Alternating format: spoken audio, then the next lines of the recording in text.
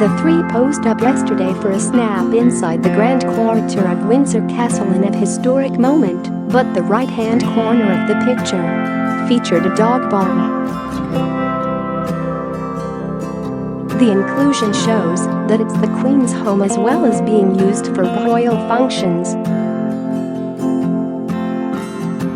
And the ball is believed to be used by Her Majesty's two Dorges, Dachshund Corgi crosses, Vulcan and Candy, the Daily Mail reports. The trio smiled as they stood up straight with their hands by their sides, the Queen dressed in a sky blue, while Melania donned a cream outfit. In a photo in the same spot today of the Queen meeting King Felipe and Queen Mathilde of Belgium, however, the dog bowl appeared to have disappeared. Royal staff seemed to have subtly removed it in time for the formal photograph this afternoon.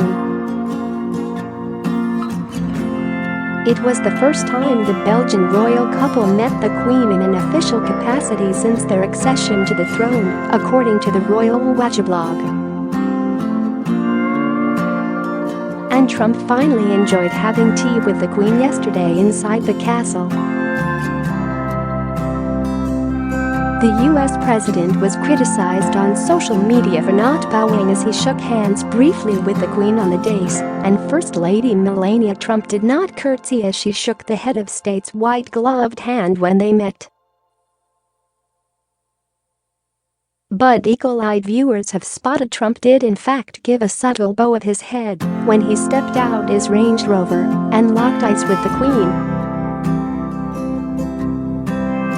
The monarch smiled broadly and shared a few words with the Trumps before indicating they should stand either side of her for the military band's rendition of the American national anthem. Read more top stories from Mirror Online. She presented members of the royal household to her guests before guiding Mr. and Mrs. Trump through the sovereign's entrance for their afternoon tea. They were seated in the castle's Oak Room, where in 2016 the Queen hosted then US President Barack Obama and his wife Michelle. To accompany the tea they also had sandwiches and scones. The First Lady has said she was honored to spend time at Windsor with Her Majesty. Melania tweeted, "It was an honor to meet and have tea with Her Majesty Queen Elizabeth LL. POTUS and I enjoyed the visit and her company very much." Meanwhile, at the town center entrance to the castle, thousands of protesters lined the streets with anti-Trump banners.